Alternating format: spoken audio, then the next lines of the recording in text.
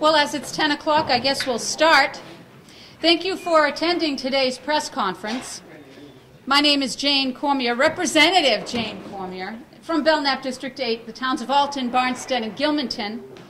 And we are here today to discuss some serious concerns with regard to the New Hampshire Department of Education and possible overreach with its implementation of Common Core and the Smarter Balance assessments. Parents and taxpayers are waking up to the issue of surrendering our state education authority to a centralized federal authority with its rush to implement Common Core in New Hampshire. They have serious questions regarding untested educational standards, questions of funding, and overreach of authority within the New Hampshire DOE. But rather than honestly responding to these questions, the New Hampshire DOE has instead chosen to deny, distort, or even demonize those asking these very questions. Does our DOE answer to no one?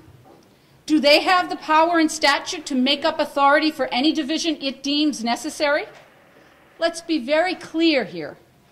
This is not a search and destroy mission.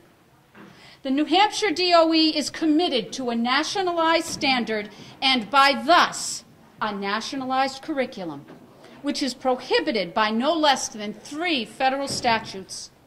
It is not a political means to an end, as some would say. Rather, this discussion is the checks and balances of our government, which demand the citizenry be informed and engaged within such discussions.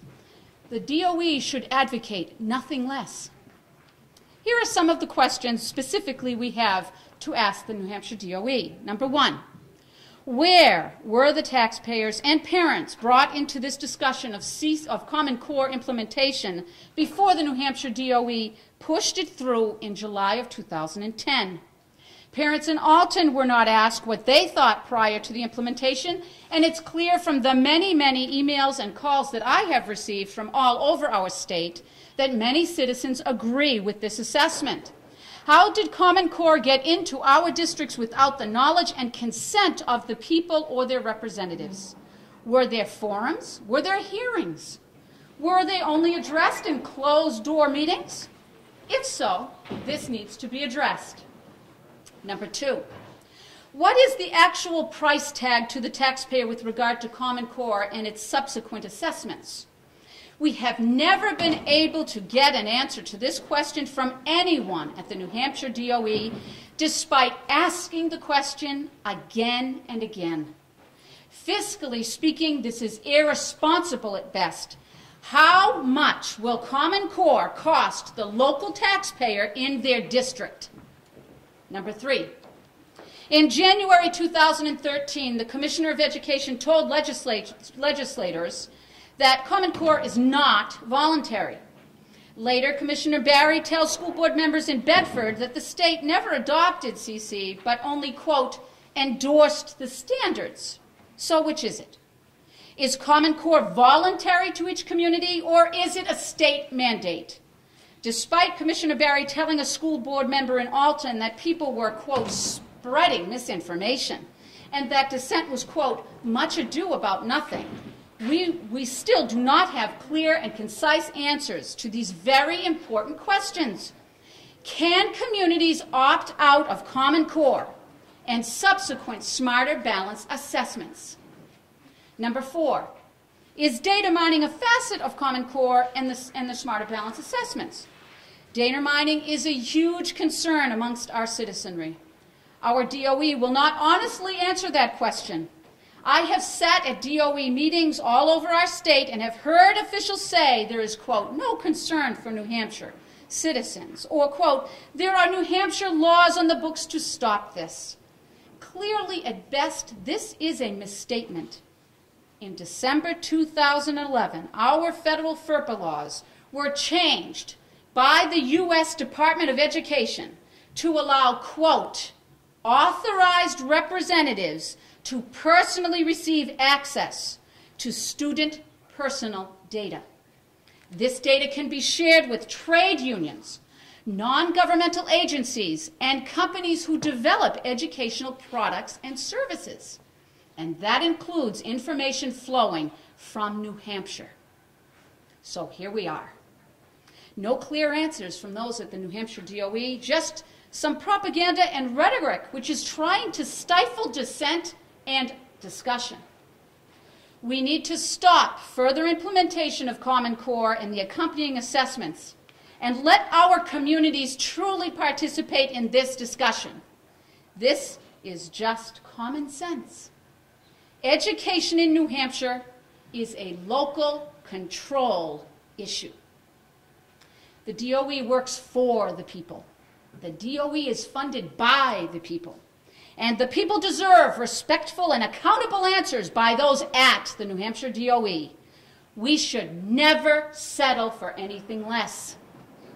We have information here for those who would like to receive further facts on Common Core New Hampshire and about today's upcoming hearings. We thank you for your presence here today, and I would like to now introduce to you Representative Lynette Peterson, who is the sponsor of HB 1508, terminating state involvement in the Common Core educational standards.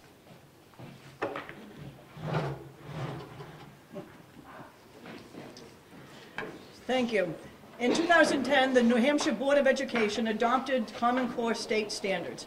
They did not endorse them, as the Commissioner now claims. The Commissioner knows better, as she was in attendance when Common Core was adopted. The two 60-page final documents came out in June of 2010, and the Board of Education immediately held a public hearing on the Common Core English Language Arts state standards later that same week. The public did not weigh in on these standards because the public was not informed and had no time to become informed. The next board scheduled a special meeting in July to complete the adoption process to meet the federal deadline for its race to the top grant application. Again, the public was not informed, and it did not participate in this public hearing on the CC standards. The chairman of the Board of Education, John Lyons, expressed serious concerns about the centralization that would occur under CCSS, which he said was being shoved down our throats and represented a serious loss of control. He worried about governance going forward, including what opt-out provisions were available. Who will be making amendments to these standards going forward that would also be forced upon New Hampshire schools? States were given an exceedingly narrow time frame to adopt these standards, undermining the process of public debate and consideration. The board should have objected to this process, which undermined the ability of the public to participate. Instead, our state board engaged in a very superficial discussion on standards without public debate and rushed to adopt them. It was the end of the school year. Teachers were wrapping up their school year. Families were planning their vacations. No one testified at the hearing. No members of the public even attended. Using a roundtable format, 4 or 5 teachers gave comments to the board. Teachers admitted that they had not completed their comparison between CCSS and the existing New Hampshire standards. Paul Leather explained that the state needed to adopt 100% of the standards in order to be allowed to add up to 15% more content to these standards.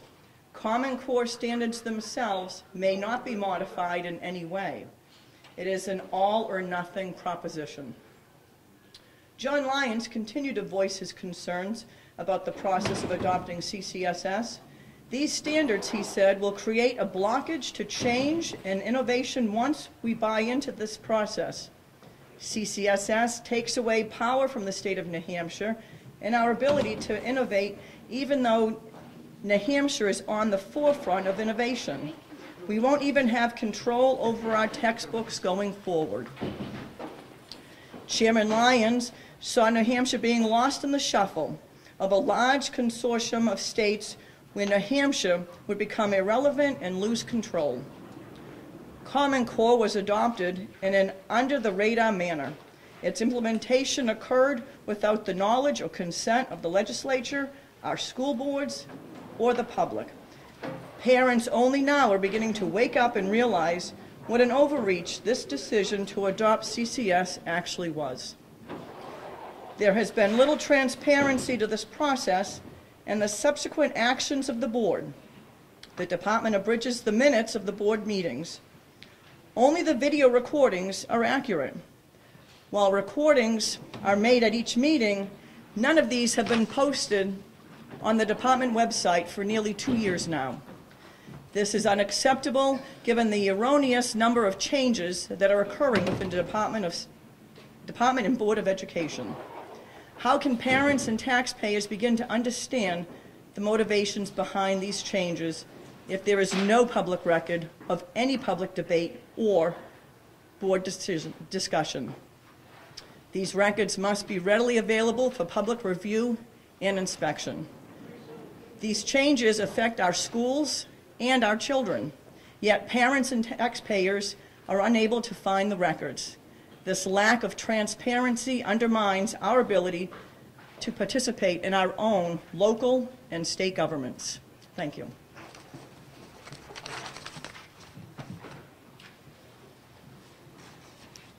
Good morning. I'm Doris Hohensee, the chairman of the New Hampshire Families for Education. In June of 2010, the Commissioner of Education, anticipating the adoption of Common Core state standards by the board the following month, promised the U.S. Department of Education in a race to the top grant application that the Board of Education would adopt Common Core. Keep in mind that these standards were not even written at the point of this commitment. The board adopted Common Core within 30 days of receiving the final draft of the standards, which allowed for no public comment. Members of the public did not attend either of these 2 public hearings that were quickly scheduled for its adoption. In 2012, the Commissioner promised the U.S. Department of Education in her flexibility waiver application that not only would every district adopt Common Core for math and English language arts, but also that the board would adopt the science and social studies state standards, all of this by 2014. That promise exceeds the Commissioner's authority. It violates state law, RSA 193E, which guarantees local authority over curriculum. Common Core must be voluntary, not mandatory. In this grant application, however, the Commissioner promised rollout by district takes place in 3 stages, with an early adopter group of districts selected to start up in 2013 and 14, a second cohort to launch in 14 and 15, and the final cohort in 15 and 16. The early adopters and middle cohorts districts will be districts who volunteer to participate, with the remaining districts falling into the third and final cohort. This document is on the U.S. Department of Education website. It is not the abridged copy that can be found on the New Hampshire Department of Education website. This explains why the Division of Instruction Director Heather Gage could not locate this information and disputed its veracity. From the same application, there was a description of New Hampshire's implementation team, which explains how Common Core was implemented without adequate transparency for this process. There are 5 regional liaisons that are the newest addition. This is, I'm quoting. There are 5 regional liaisons that are the newest addition to the support and outreach plan for implementing Common Core state standards. The networked strategy for the New Hampshire Department of Education, unquote. Next section. Quote, as part of their ongoing support role, the regional liaisons participate in monthly superintendent, principal, and curriculum instruction and assessment meetings that take place in their respective regions, unquote. Third section. They also form a conduit for feedback to the New Hampshire Department of Education, thereby supporting a continuous demand-driven approach to implementing Common Core state standards. The liaisons will participate in bi-monthly meetings with the Department of Education, New Hampshire Department of Education, included as members of the Commissioner's extended cabinet, ensuring a better two-way flow of information between the field, which is the districts, and the Department of Education. Unquote. These regional centers were established under the department using federal funds, ensuring the implementation of Common Core throughout our state. This is how Common Core was implemented in nearly every school district in this state before parents or their school boards were notified. Regional liaisons have been meeting monthly with our school superintendents, principals, and curriculum specialists to implement Common Core without transparency, no meeting minutes, without knowledge or consent of the elected representatives of your school board or legislature. The department failed to acknowledge their mistake in hiring a director of the Division of Instruction, which violates state law that specifically establishes a Division of Educational Improvement. The department changed its website but failed to acknowledge this mistake. The department opposes public inquiry. What does it have to hide? It's time for the public to demand a thorough review. Why, for example, does the Director of Instruction or Educational Improvement oversee an Office of Health? This, too, exceeds the division's authority under state law. The department failed to explain the 2-year regional liaison program tasked in the grant application to implement Common Core. Who authorized these regional liaisons as members of the Commissioner's extended cabinet? The legislature had no role in this cabinet. Rather than rebuffing the public's requests regarding this overreach, the department should welcome scrutiny. It's irrelevant that the department views participation of these regional liaisons as voluntary, given how the chairman of the board felt in 2010 that the voluntary process of adopting Common Core felt more like the standards were being forced down our throats, unquote. The Director of Instruction suggests this process provides transparent communication to the field, yet the public and the local school boards received none of these transparent communications. There was no records of these meetings between the regional liaisons and the districts, who apparently were communicating voluntarily with the Commissioner behind our backs. Thank you.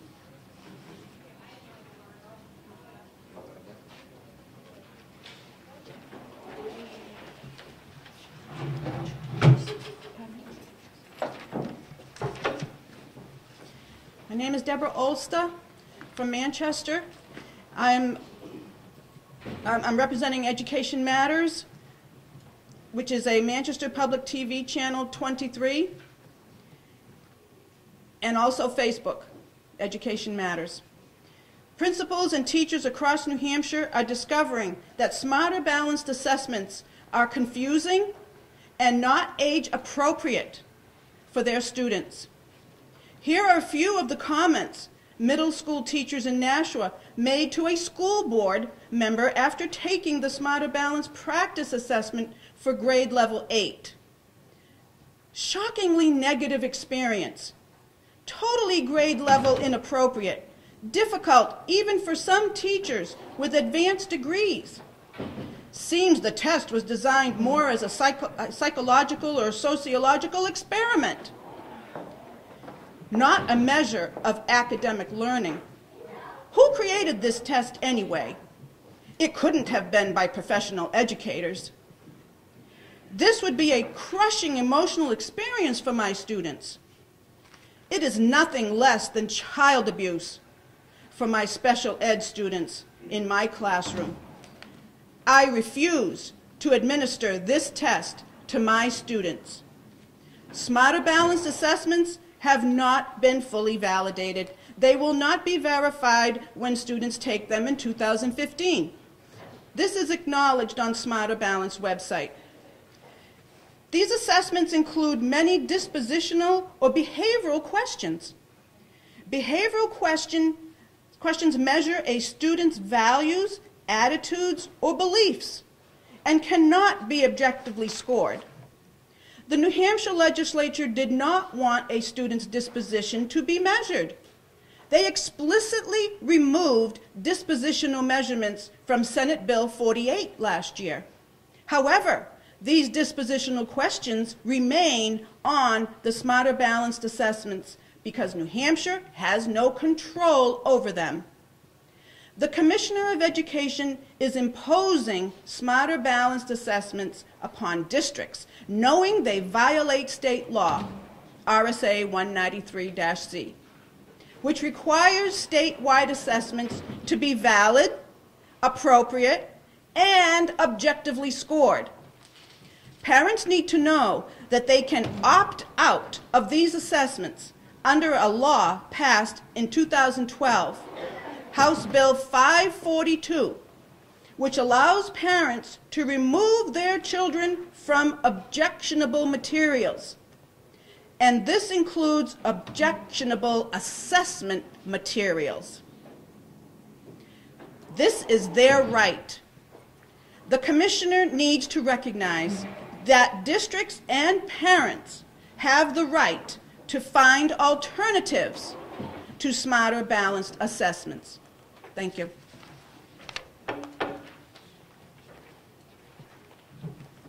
My name is Michelle Lavelle. I represent the New Hampshire Liberty Alliance and School Choice for New Hampshire.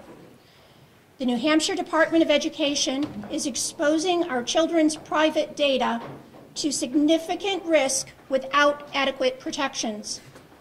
New Hampshire is one of 24 states that are participating in the Smarter Balanced Assessment Consortium as part of our 2010 Race to the Top grant application.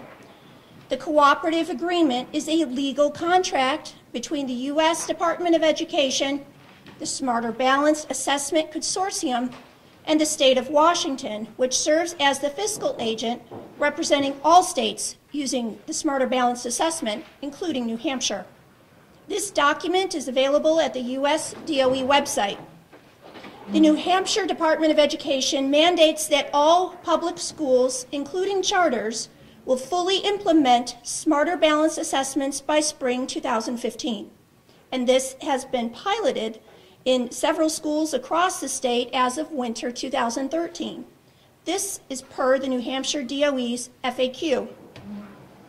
This universal assessment requirement places all public school students' private information at risk and allows the U.S. Department of Education, the Smarter Balanced Assessment Consortium, and third-party organizations to access our children's information. There are several references to, quote, student-level data in the agreement. Nothing in the document says the data is aggregated, and this must be emphasized. There is absolutely nothing in this legal contract that indicates that student information is aggregated before providing access to the federal government, its agencies, the Smarter Balanced Assessment Consortium, or other third parties. The current New Hampshire student privacy law, RSA 193-C Part 10, states, quote, these rules shall provide parents and legal guardians with no fewer rights accorded to them under the Family Educational and Privacy Rights Act, called FERPA. However, given the U.S. Department of Education's dramatic changes to FERPA in 2008 and 2011, this no longer provides protection for our students' private information. These new FERPA regulations removed restrictions which prohibit educational institutions and agencies from disclosing students' personally identifiable information without first obtaining student or parental consent. Now the U.S. DOE has the power to share student information with third-party corporations, not just educational institutions, and not only for academic purposes. Key terms including school officials, educational programs, and authorized representatives were defined so broadly that third-party administrators of any program offered through an educational institution may now have access to our students' information. Further, the U.S. Department of Education initiated a program in 2012 called the Education Data Initiative. This has greatly expanded the data collected about our students and access to this information. It is an unprecedented compilation of student data and, given the eroded protections of FERPA, exposes our children to unparalleled privacy risks. Also, it is inaccurate for the New Hampshire Department of Education to state that the Smarter Balanced Assessment Consortium does not have access to individual student information. The SBAC is given each student's assessments to score and would therefore possess each child's raw data, not aggregated data. Smarter Balance must receive online, real-time data from each and every student in order to provide the appropriate questions based on the success or failure of previous questions. This is called an adaptive assessment. New Hampshire student privacy is at risk and has grossly inadequate protections in place currently.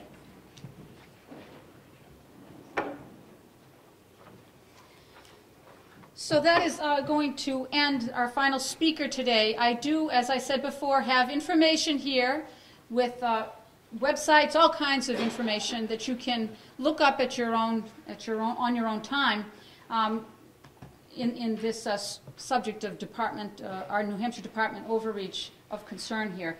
We have two bills today. 10:45, we have a public hearing on HB 1239, which is relative to the implementation of new educational standards.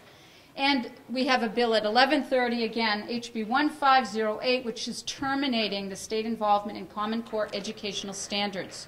We thank you for your time, and we thank you for joining us today.